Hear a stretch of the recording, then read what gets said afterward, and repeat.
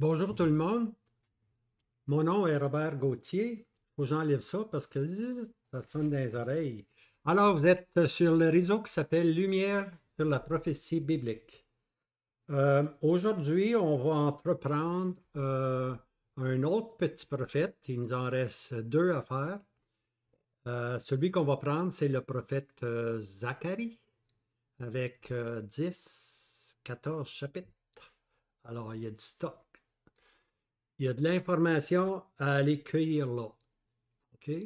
Alors, c'est un des prophètes qui donne beaucoup de prophéties. OK? On pense que l'Apocalypse il est très prophétique. Ben, Zacharie, j'allais voir, il est très prophétique. Hein? Et puis, il ne faut pas avoir peur, là, s'il y a 14 chapitres, on va les faire graduellement. Mais ce qui est important, c'est pas. C'est la qualité. Quand je parle de la qualité, là, je ne parle pas de la qualité du son. C'est sûr, on a besoin de la qualité du son, là. Mais moi, je parle de la qualité des présentations, la qualité de l'enseignement. Agé a dit que le prophète ou le messager dans le message. OK? Donc, il y a le message, puis il y a le messager, mais tu as besoin des deux. Hein? Quand tu as le messager, ben, tu n'as pas de message. Puis quand tu as le message, tu n'as pas la vie du message, pour ainsi dire. Alors, il faut que le prophète soit en harmonie avec ce qui se passe dans le prophète, tout simplement. Alors, sans plus tarder, je veux simplement aller dans le prophète Zacharie. Alors, on y va doucement. Alors, c'est ça. Zacharie, le petit prophète. Il est peut-être petit comparé à Ézéchiel, Jérémie, mais il n'est pas si petit que ça, vous allez voir. Vous allez voir.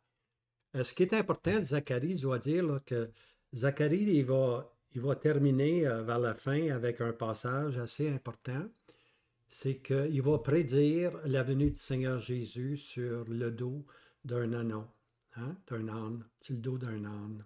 C'est exactement ce qui s'est produit dans la dernière semaine de la vie sur la terre du Seigneur Jésus. Il est venu sur le dos d'un âne. C'est Zacharie qui nous donne ça. Voyez-vous?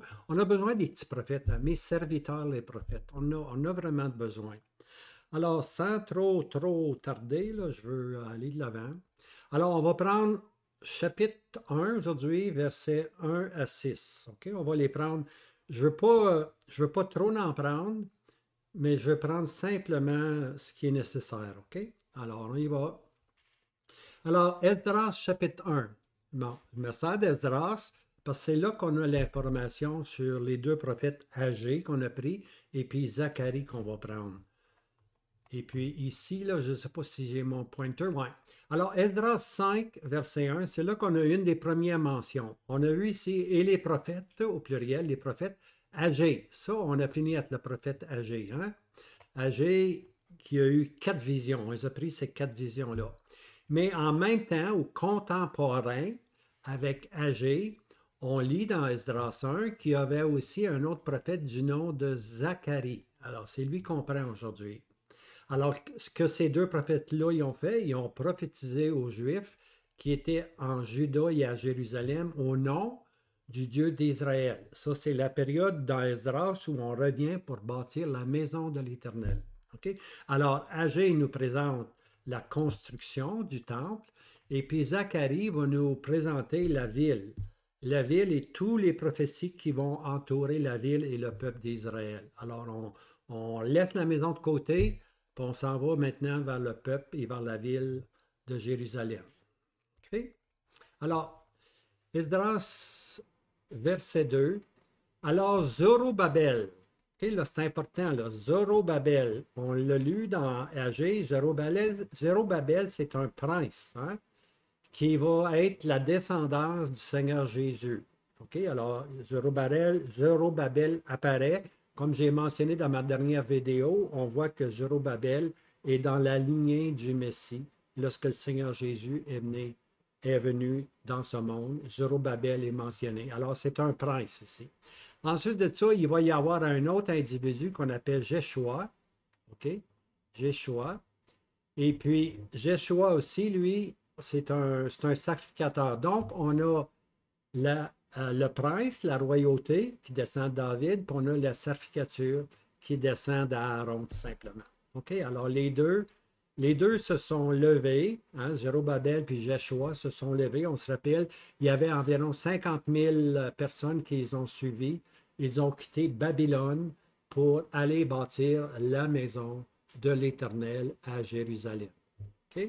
Alors, ces deux individus-là, Zérubabel et Jéchoua, vont être importants parce qu'on va les retrouver dans le prophète Zacharie. Zacharie va nous parler de Zérubabel, puis il va nous parler aussi de Joshua. Joshua, on va voir, il y avait les vêtements sales, très sales. Alors, Joshua représente l'état du peuple. On va voir ça dans les chapitres qui vont se présenter envers nous. Et puis, Esdras 6.4, on lit ceci, « Et les anciens des Juifs bâtirent et prospérèrent par la prophétie d'Agé, le prophète, et Zacharie, ici on l'a, Zacharie, fils d'Ido. » Alors, c'est là qu'on retrouve nos deux prophètes. Maintenant, ces deux prophètes-là font partie de ce qu'on appelle après la captivité de Babylone. Okay? Alors, après que les 70 ans sont complétés, il va y avoir le prophète Agé qui va se lever. Quelques mois après, Zacharie va arriver. Après ça, il va y en avoir un autre qu'on appelle Malachie. Ce sont les trois prophètes que Dieu va susciter pour voir ce qui est arrivé dans cette période-là. OK. Le quand, OK? Alors, la période, de quelle période qu'on parle là? Bien, le Agé 1, verset 1, Agé parle, lui, de la seconde année. Voyez-vous, la seconde année du roi Darius. Lorsque Darius a dit, maintenant, vous pouvez bâtir le temple, OK? Et puis, on arrive dans Zacharie, c'est le 8e mois, OK? Le 8e mois en la seconde année. Alors, voyez ici, là, on a les deux, on a le même timing, pour ainsi dire. On est dans la deuxième année de Darius, lorsque Darius va écrire, va continuer la construction de la maison. OK? Agé va écrire dans le 6e mois, puis Zacharie va écrire dans le 8e mois. Donc, il y a 3 mois de différence. OK? Il y a 3 mois de différence entre les deux. Alors, on peut dire qu'ils sont contemporains. OK? Donc, ils sont de la même période, puis ils parlent des mêmes événements. Ils parlent durant la deuxième année du roi Darius. C'est l'année où Darius a dit, bâtissez, je vous donne un édit, une nouvelle directive comme roi de Perse. Allez bâtir la maison de l'Éternel comme Cyrus, mon père, avait déjà ordonné. OK? Alors, le peuple va se remettre éventuellement à rebâtir la maison de l'Éternel. Alors, Zacharie, qui est Zacharie? Qui est Zacharie? Alors, la parole de l'Éternel vint à Zacharie, le prophète. Maintenant, ici, ce qu'on apprend, là, ici, là, il est le fils de Bérichia, fils d'Ido. OK? Alors, ici, premièrement, là, ça, c'est son père, Bérichia. Et puis ça, c'est le grand-papa, c'est Ido. OK, le grand-père Ido. Alors, c'est sûr qu'il était sacrificateur, il est la ligne des sacrificateurs, mais il est aussi prophète. Alors, Zacharie, c'est un sacrificateur, puis c'est un prophète. Maintenant, ce qui semble être arrivé, c'est que son père, Bérichia, ici son père, est décédé assez rapidement, assez jeune. Et puis, c'est Zacharie qui doit, pour ainsi dire, prendre la relève. Alors, c'est pour ça qu'on met beaucoup d'emphase sur Ido, parce que Bérichia est mort, et puis il a pris la place de son père, tout simplement, comme prophète. Alors, on a vu son père, on a vu son grand-père, puis on vient de voir que son père est mort assez rapidement, et puis c'est maintenant Zacharie qui intervient comme prophète. Maintenant, la condition du peuple. Ce qu'on veut prendre dans le chapitre 1, versets 2 à 6, c'est la condition du peuple. C'est important de connaître la condition du peuple. Alors, voici maintenant, je vais vous mettre ça ici, là, comme ça ici. Comme ça, vous ne verrez pas mon petit visage, là. Mais l'important, c'est de comprendre la condition du peuple. OK, l'Éternel est fort en courroux. Oh, l'Éternel n'est pas content, fort encouru contre vos pères. Et tu leur diras, ainsi dit l'Éternel des armées, revenez à moi. Hein, ça, c'est un mot. Hein? Revenez à moi, dit l'Éternel des armées, et je reviendrai à vous. Hein? Revenez à moi, et je reviendrai à vous, dit l'Éternel des armées. Ne soyez pas comme vos pères auxquels les premiers prophètes ont crié, disant, ainsi dit l'Éternel des armées.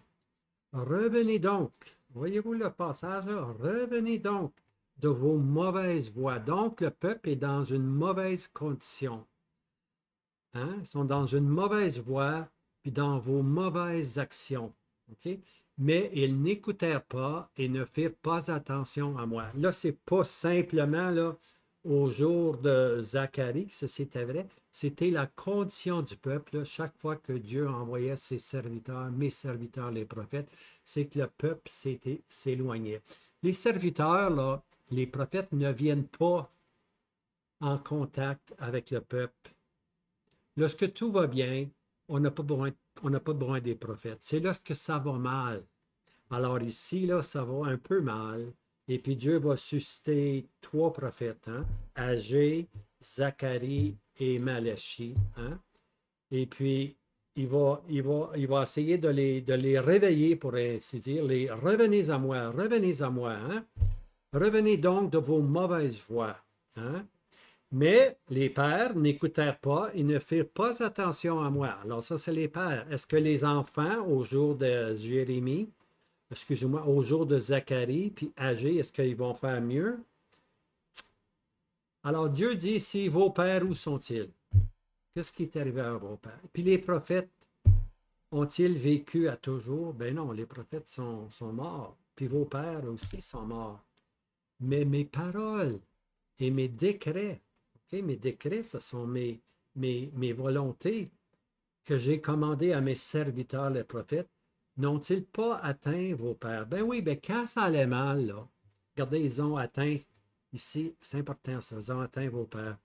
Dieu donnait des prophètes. Si vous ne changez pas d'idée, voici ce qui va arriver. 1, 2, 3, 4. C'est le jugement qui va venir. Ça peut prendre 1 an, peut prendre 10 ans, peut prendre 100 ans, mais voici ce qui va arriver. Vous allez être déportés, Jérusalem va être détruit, le roi de Babylone va venir, puis vous allez à Babylone pendant 70 ans.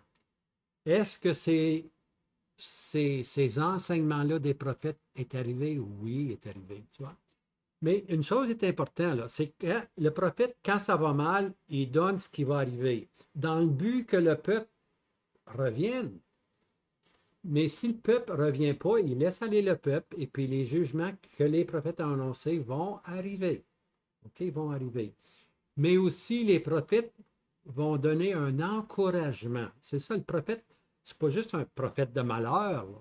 Il est un prophète de malheur pour le peuple incrédule.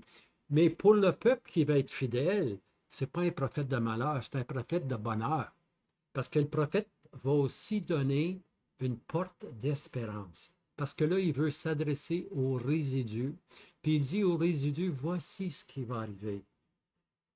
La gloire va revenir à cette maison-là, encore plus grande que la gloire que vous avez bâtie au jour de Agé. Hein? Et puis là, il fait une projection vers le Messie qui doit venir régner. Hein? Alors, le petit résidu, lui, qui voit tout le désordre du monde, là, qui voit ça, est encouragé par des paroles prophétiques qui projettent un futur bienheureux. Okay? Mais ils savent très bien que les jugements vont venir, puis ils l'acceptent parce que c'est la condition du peuple. Hein? Alors ici, on voit, et ils sont revenus et ont dit, comme l'Éternel des armées s'est proposé de nous faire, selon nos voies et nos actions, ainsi en sera-t-il fait à notre égard. Alors le peuple ici, là, au jour de Zacharie, réalise que les pères ont mal agi, et puis eux aussi, le même phénomène peut se passer avec eux. Ainsi, il en sera fait à nos égards. Okay? Alors maintenant, on s'en va ici.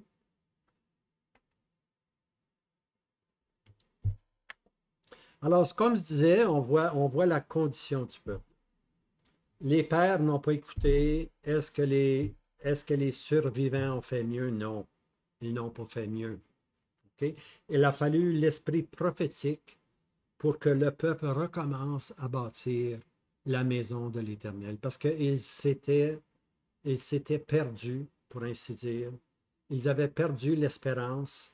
Non, ils avaient l'espérance, mais leur maison était plus importante que la maison de l'Éternel.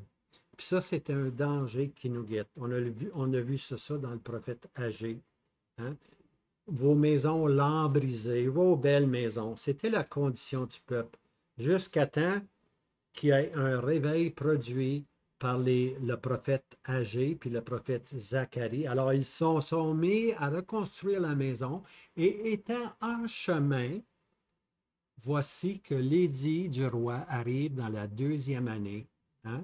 Dans la deuxième année de son règne, le roi dit, maintenant, vous pouvez bâtir. Hein? Darius dit, vous pouvez maintenant bâtir. Alors, mais ils ont grouillé à cause des prophètes. Puis lorsqu'ils se sont mis en chemin, voici, l'édit du roi est arrivé. Puis bien aimé, là, c'est important ça, étant en chemin.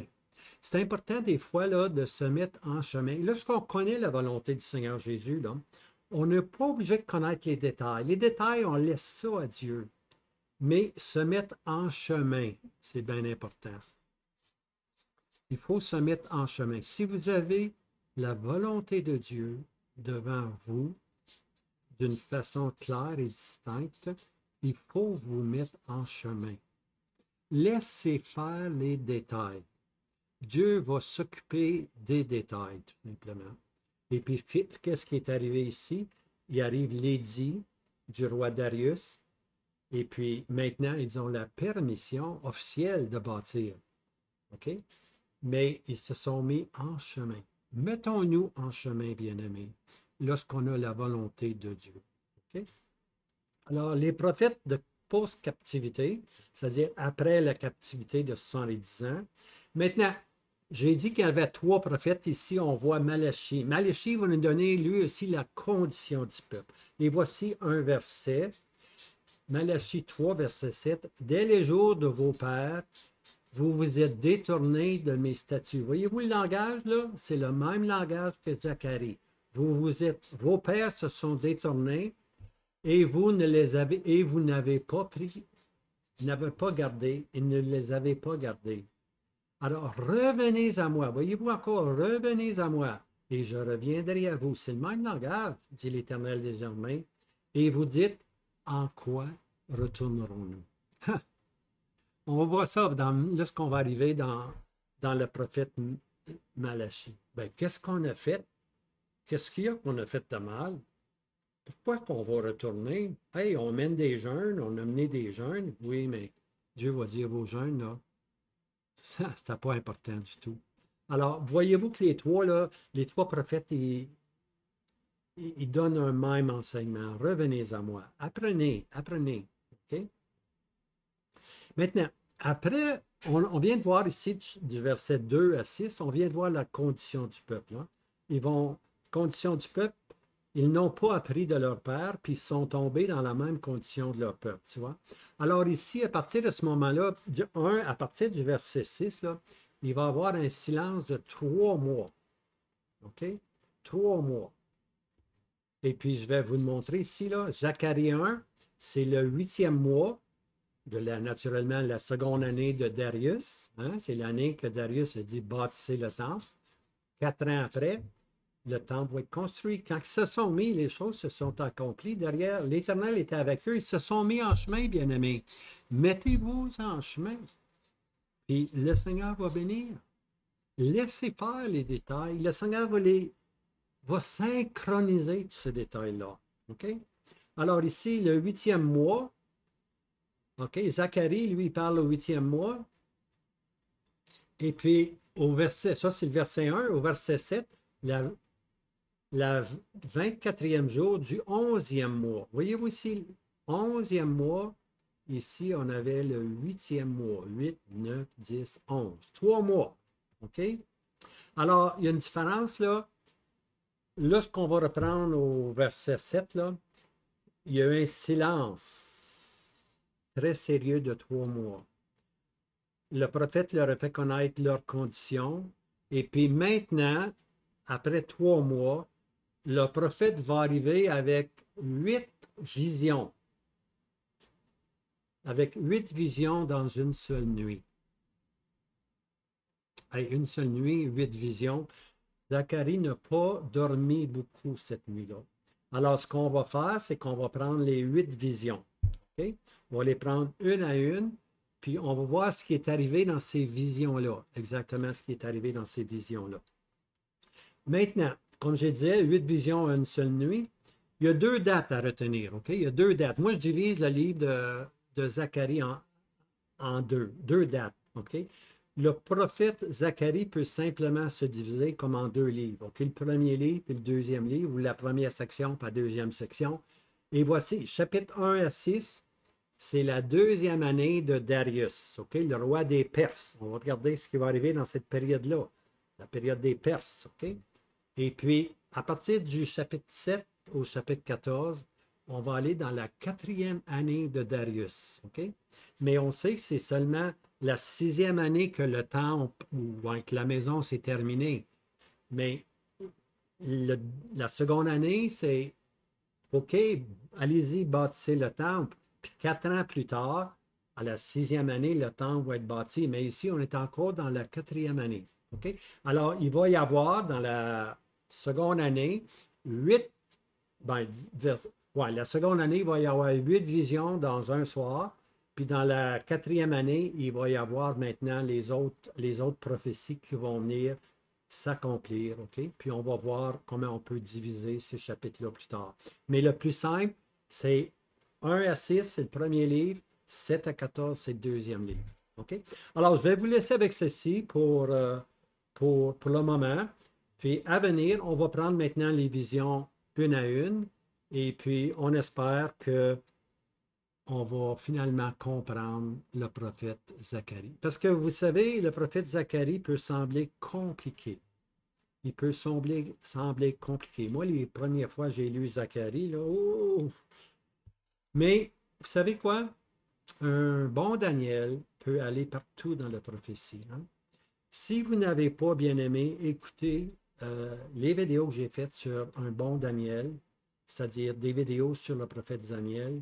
Je vous recommande fortement de retourner en arrière puis commencer à écouter Daniel chapitre 1. Hein? Et puis, allez-y jour après jour, faites une vidéo si vous voulez. Vous allez avoir une vue d'ensemble très importante. Et puis, ayant saisi ce que Daniel présente, parce que Daniel, n'oubliez pas, présente les 4 empires. Daniel présente les 4 bêtes. Et puis, on est avec Zacharie sous l'empire des Mèdes puis des Perses, l'empire perse. Okay? Et puis, cet empire-là est très important parce que c'est le roi de Perse qui permet de revenir à la construction de la maison de l'Éternel. Mais dans les chapitres 7 à 14, on va voir aussi l'empire grec, puis on va voir aussi l'empire de Rome. Alors, c'est important pour vous de connaître un peu le livre de Daniel. Alors, ce vidéo-là est court, mais vous allez voir, dans le livre de Daniel, il y a beaucoup de nourriture, beaucoup de viande à digérer. Alors, je vous laisse avec ceci, que le Seigneur vous garde, passez un bon week-end, et puis moi, je vous reviens avec la vision numéro 1 de notre petit prophète du nom de Zacharie. Et puis, je vous laisse avec ceci, que le Seigneur vous garde, passez un bon week-end, et puis n'oubliez pas de vous mettre en chemin, si vous connaissez la volonté du Seigneur pour vos vies. Mettez-vous en chemin. Hein? Mettez-vous en chemin. Et puis le Seigneur va prendre soin du reste. Je vous laisse avec cette pensée-là. Vous mettre en chemin. Alors, je vous laisse tout simplement. Que le Seigneur vous garde. Passez un bon week-end. À bientôt.